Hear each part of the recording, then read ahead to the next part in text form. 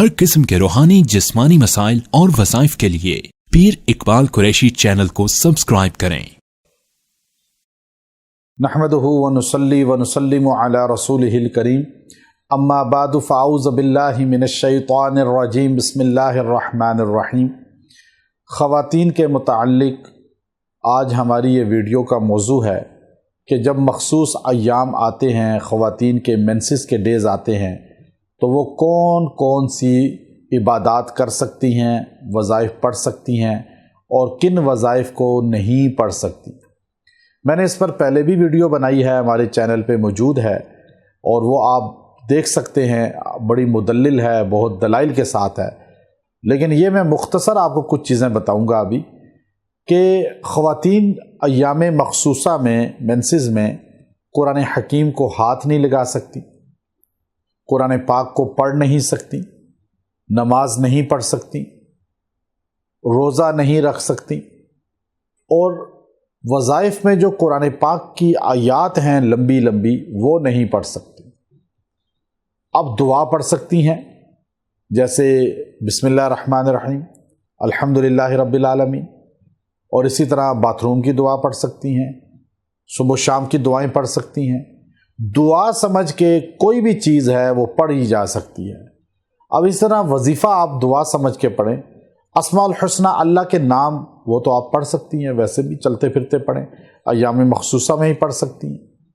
لیکن آپ قرآنی آیات کو اگر وظیفے کی شکل میں پڑھ رہی ہیں تو آپ اس طرح نہیں پڑھ سکتی، جیسے ہے الحمدللہ رب العالمین، یوں نہیں پڑھ سکتی۔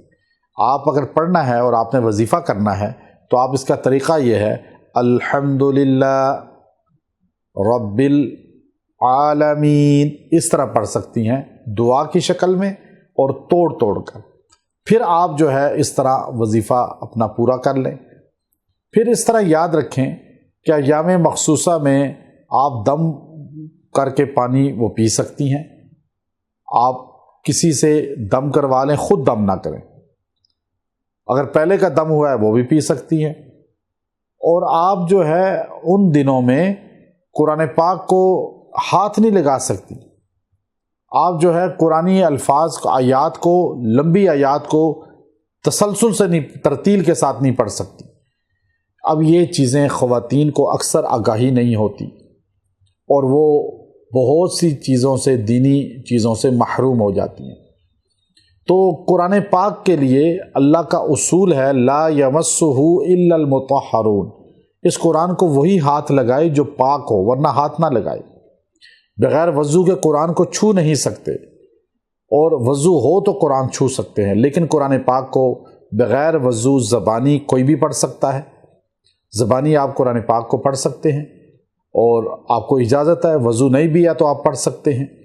تو اسی طرح جو ہے بہت سے خواتین جو ہے وہ اس پریشانی کے اندر، ٹینشن کے اندر مبتلا ہوتی ہیں، اور ایام مخصوصہ میں وہ ذکر اور عبادات سے بالکل کٹ جاتی ہیں، اللہ کا نام بھی نہیں لیتی، کوئی ذکر نہیں کرتی کہ ہم ناپاک ہیں۔ نہیں، ناپاک وہ معنی میں نہیں ہے جیسے غسل جنابت ہوتا ہے، اور انسان غسل جنابت میں بھی نجس نہیں ہوتا۔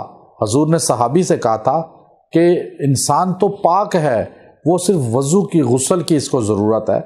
تو آپ اللہ کا نام لیں، ذکر کریں اللہ کے اسماء الحسنہ میں سے کچھ، تو انشاءاللہ آپ با فیض رہیں گی، شیطان کے حملے سے بچی رہیں گی۔